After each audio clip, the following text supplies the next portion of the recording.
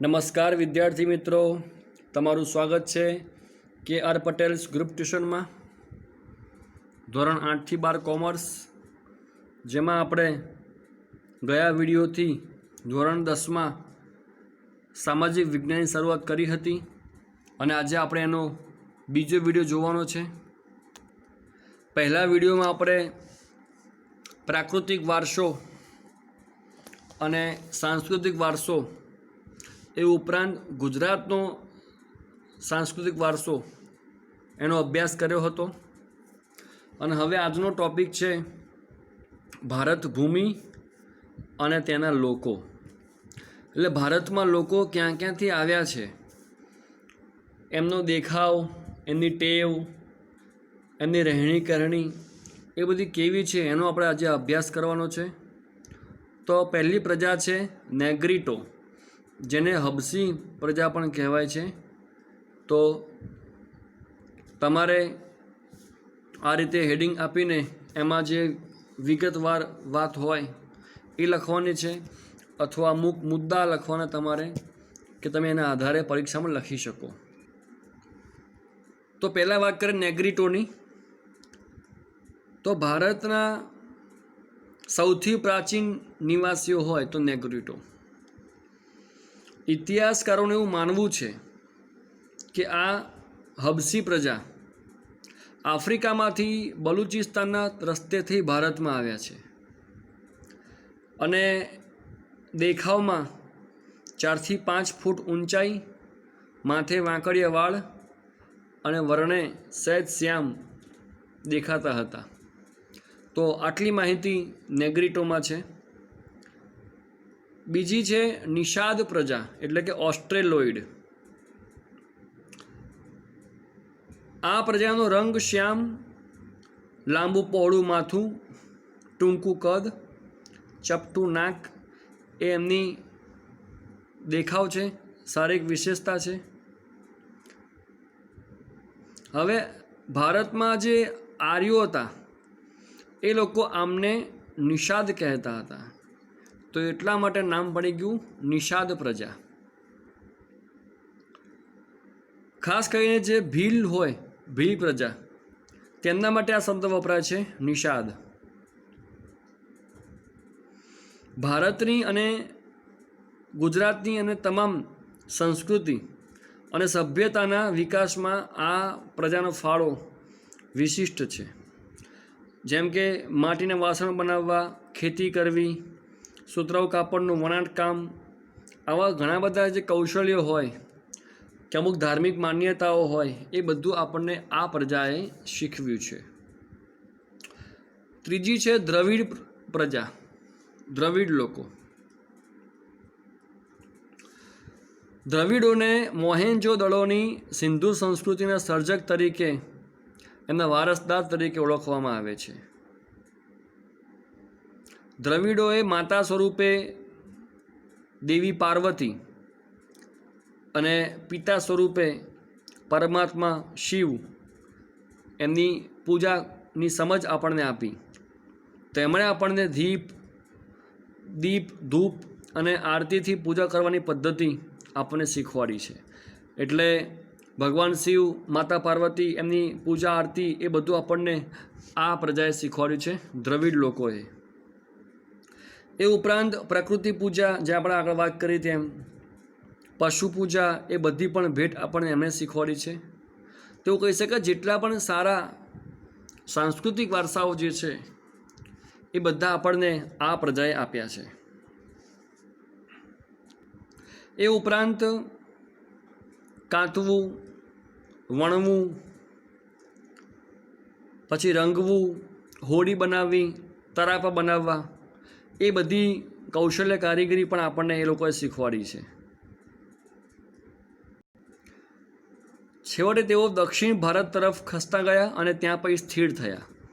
તો આજે દક્ષિણ ભારતમાં પણ દ્રવિડ કુળની જે તમિલ, તેલુગુ, કન્નડ અને મલયાલમ જેવી ભાષાઓ બોલતા લોકો વસે છે એ બધા આ પ્રજામાં આવે છે.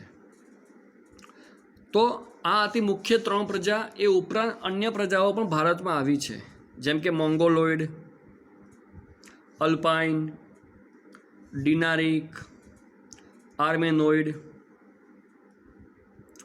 હવે એમાં વાત કરીએ પહેલાં આપણે મોંગોલોઇડની.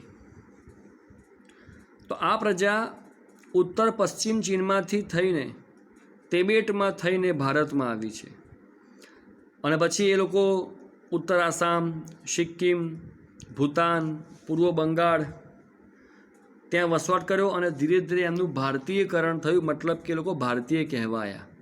એને કહેવાશે ભારતીયકરણ થવું.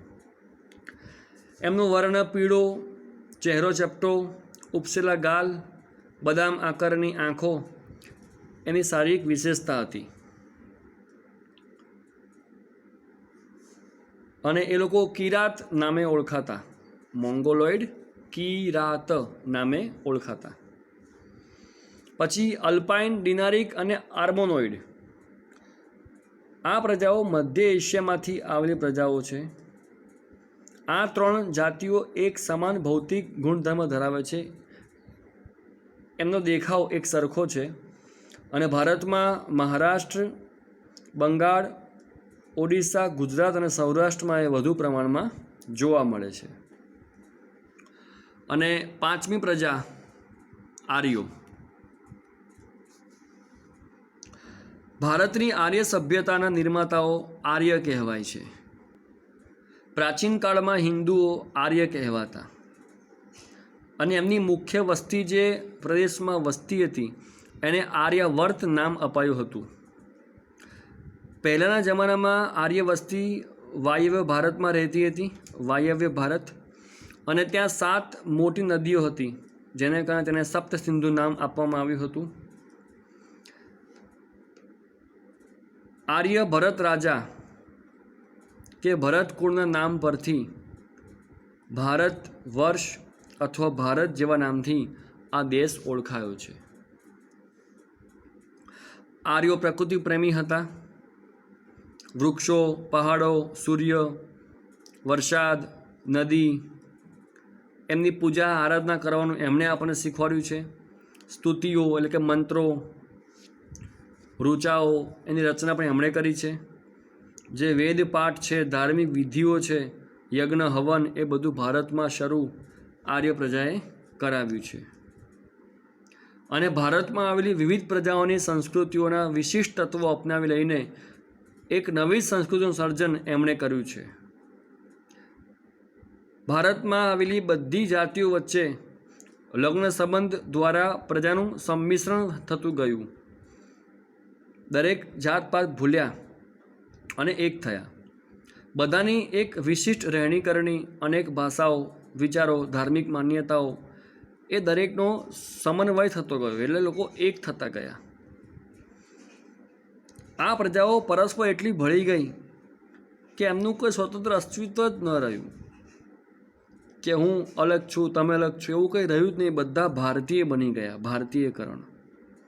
તો આ રીતે આ પ્રજા વસવાટ કરતી હતી ભારતમાં. અને હવે આ પાઠનો લાસ્ટ ટોપિક છે વારસાનું જતન અને સંરક્ષણ. જે વારસો આપણને મળ્યો છે એ આવનારી પેઢીને મળે એ આપણી ફરજ છે. આપણી આગલી પેઢીએ એ વારસો સાચવ્યો, નદી ચોખ્ખી રાખી, જંગલો રાખ્યા, હવા ચોખ્ખી રાખી, તો આપણને એનો ઉપયોગ કરવા મળ્યો, એ લાભ મળ્યો. હવે આવનારી પેઢીને પણ આપણે ચોખ્ખી હવા, પ્રદૂષણ મુક્ત પર્યાવરણ, ચોખ્ખું પાણી એ બધું મળે એ આપણી ફરજ છે. તો આપણે આ વારસાને કેવી રીતે સાચવીશું એવું નામ છે ટોપિકનું, વારસાનું જતન અને સંરક્ષણ. તો ભારતના વારસાની દરેક બાબતો તેમણે ભારતને એક અલગ જ સ્થાન આપ્યું છે દુનિયામાં. ભારતને આકર્ષક બનાવ્યું છે, ભારતને ગૌરવ અપાવ્યું છે. હવે આ ગૌરવ, એની પ્રતિષ્ઠા એ સચવાઈ રહે અને સાચવવું એ દરેક નાગરિકની પવિત્ર અને પ્રાથમિક ફરજ છે. આપણે પણ સાચવીએ અને બીજાને નુકસાન કરતાં અટકાવીએ. કારણ કે જેટલું ઐતિહાસિક મૂલ્ય છે, સાંસ્કૃતિક મૂલ્ય છે, એ વારસાને કોઈ નુકસાન ન પહોંચાડે એવા સ્થળોએ કોઈ ગંદકી ન ફેલાવે કે નુકસાન ન કરે એ જોવાની ફરજ આપણા સૌની છે. એના માટે બંધારણમાં અમુક ફરજો પણ છે. કાયદાઓ પણ બનાવ્યા છે કે જે મુજબ આપણે એની ફરજ જાણીને એનું જતન કરીએ. જેમ કે આપણે સંસ્કૃતિના સમૃદ્ધ વારસાનું મૂલ્ય સમજી તેની જાળવણી કરવાની ફરજ છે આપણી. જો તમને યાદ હોય તો પ્રતિજ્ઞા પહેલાં સ્કૂલમાં બોલતા હતા કે ભારત મારો દેશ છે, બધા ભારતીયો મારા ભાઈ બહેન છે. એમાં આવતું હતું કે હું મારા દેશને ચાહું છું અને તેના સમૃદ્ધ અને વૈવિધ્યપૂર્ણ વારસાનો મને ગર્વ છે અને હું સદાય તેને લાયક બનવા પ્રયત્ન કરીશ. તો આ પ્રતિજ્ઞામાં પણ મૂક્યું છે બંધારણે કે જે દરેક નાગરિક સમજે અને એને સાચવે. તે ઉપરાંત જંગલો, તળાવો, નદીઓ, વન્ય પશુ પંખીઓ સહિત જેટલું પણ પર્યાવરણ છે એ પણ સાચવીશું, સુધારણા કરીશું અને દરેક જીવ પ્રત્યે અનુકંપા અને દયા રાખીશું. તે આપણી ફરજ છે. જાહેર મિલકતનું રક્ષણ કરીશું અને હિંસાનો ત્યાગ કરીશું અને કોઈ નુકસાન નહીં પહોંચાડીએ તે પણ આપણી એક ફરજ છે.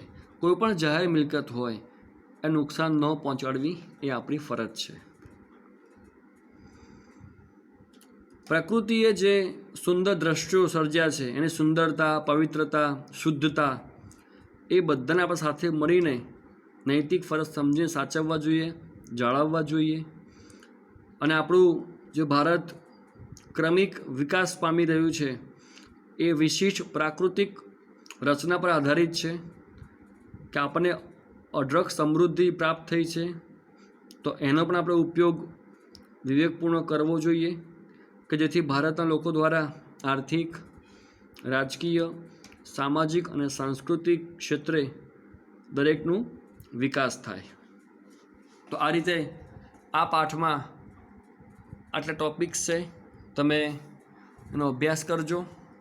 એ ઉપરાંત જો આ પાસે નવનીત હોય તો હવે આપણે નવી પેપર સ્કીમ પ્રમાણે સેક્શન એમાં 16 માર્કનું આવવાનું છે. તો એમાં ખાલી જગ્યા, જોડકા, MCQ એ તમારી ગાઈડમાં આપ્યું હશે, નવનીતમાં આપ્યું હશે. તમે એનો અભ્યાસ કરજો તો તમે પરીક્ષા વખતે બધું સામટું વાંચવું પડશે નહીં.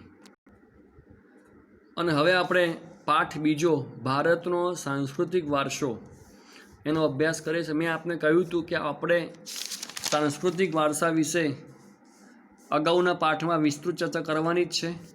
તો પાઠ બીજો એ માત્ર સાંસ્કૃતિક વારસા ઉપર આધારિત છે અને એમાં પણ આપણી પરંપરાઓ, એ ઉપરાંત હસ્ત અને લલિત કલાઓ જે આપણે વિકસાવી છે એની વાત કરવાની છે.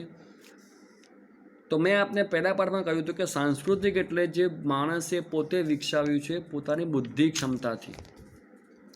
એવી ઘણી બધી કલાઓનો આજે આપણે અભ્યાસ કરશું જે ભારતના લોકોએ જાતે વિકસાવી છે. તો આજનો પહેલો ટૉપિક છે કસબીઓની કરામત. કસબીઓ એટલે કારીગરો. તો ભારતના સાંસ્કૃતિક વારસાનું સૌંદર્ય એ આપણા ભારતીય કારીગરો ઉપર આધારિત છે. એમનું જે હુનર છે એના આધારે આ વિકાસ પામ્યું છે. એમાં ભરત ગૂંથણ, કાષ્ઠકલા, માટીકામ, ધાતુકામ, ચિત્રકલા, ચર્મ ઉદ્યોગ, મીના કારીગરી, નકશીકામ, અકીક, હીરા, શિલ્પ સ્થાપત્ય, હાથ વણાટ, આવી ઘણી બધી કારીગરી એ ભારતમાં વિકસી છે. એ ભારતની આગવી ઓળખ છે. તો આપણા જે કસબીઓ, જે કારીગરો છે એમણે કઈ કઈ કલા, હસ્ત અને લલિત એ વિકસાવી છે એની વાત આપણે આજે કરવાની છે. તો ફર્સ્ટ છે આપણી માટીકામ કલા. એવું કહેવાય છે કે માનવ જીવન અને માટી વચ્ચે બહુ જ જૂનો સંબંધ રહ્યો છે.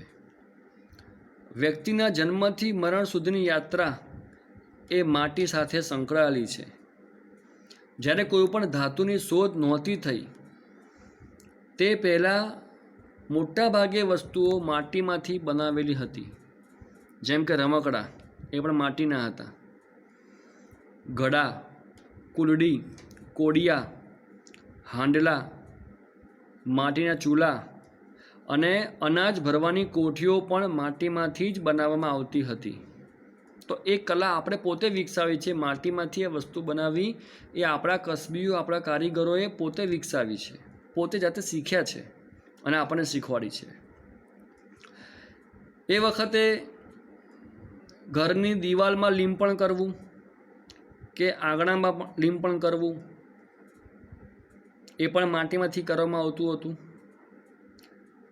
એ ઉપરાંત પાણી, દૂધ, દહીં, છાશ અને ઘી જેવા પ્રવાહી વસ્તુઓ પણ માટીના વાસણમાં રાખવામાં આવતા હતા. રસોઈના વાસણો પણ માટીના રહેતા હતા. એ ઉપરાંત આપણે વાત કરી લોથલ, મોહેંજો-દડો, ધોળાવીરા, ત્યાં ખોદકામ દરમિયાન આપણને હડપ્પા સંસ્કૃતિના સમયમાંથી પણ માટીના લાલ રંગના પવાલા, બરણી, રકાબી જેવા ઘણા વાસણો મળી આવે છે. એ સાબિતી છે કે એ જમાનામાં માટીના વાસણનો ઉપયોગ થતો હતો.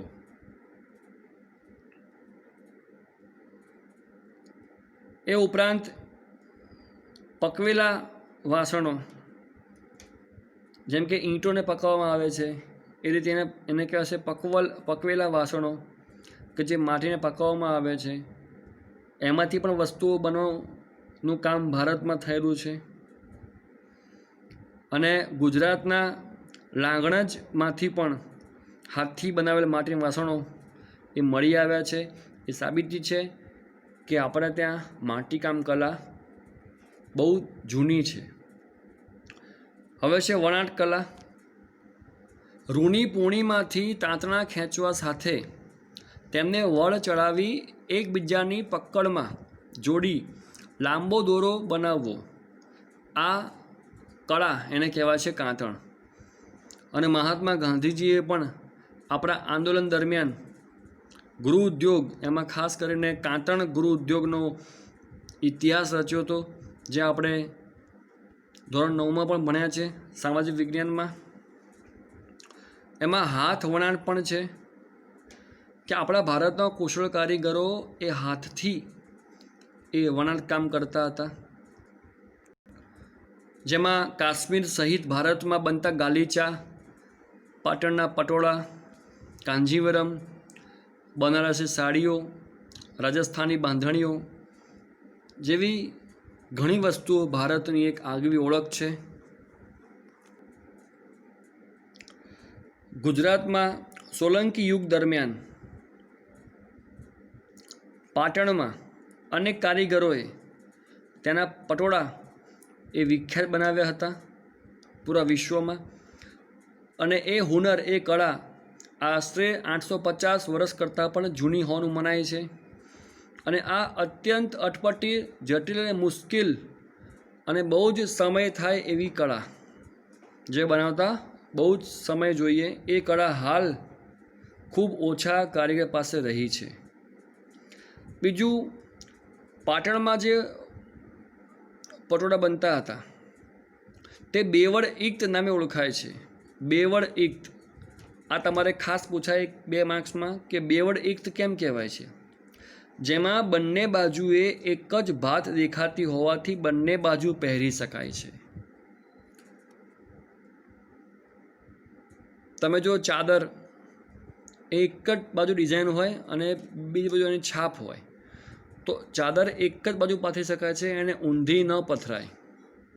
એમ કોઈ પણ કપડું હોય એની ડિઝાઇન એક જ સાઈડ હોય એટલે એને ઊંધી ન પહેરી શકાય. પરંતુ આ જે પટોળા બને છે પાટણના, એમાં બંને બાજુએ એક સરખી ભાત એટલે કે ડિઝાઇન દેખાય છે, એટલે એને બંને બાજુએ પહેરી શકાય છે. એટલા માટે એમને શું કહેવાય છે? બેવડ ઇક્ત, ડબલ બેવડ.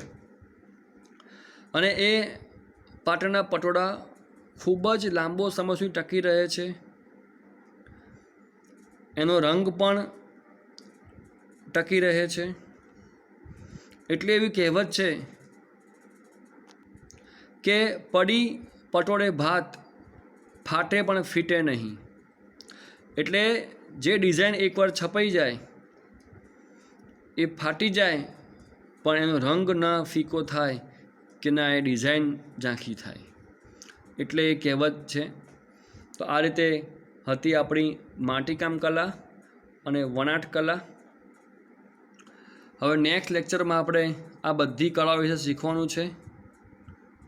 તમે પહેલા પાઠનો અંતિમ અને બીજા પાઠનો શરૂઆતનો હિસ્સો આ રીતે લખીને એમાં મુદ્દાઓ અથવા વાક્યો લખીને મને મોકલવાના છે અને આપણે મોઢે પણ કરવાના છે. વાંચન ખાસ કરતા રહેજો. આવજો.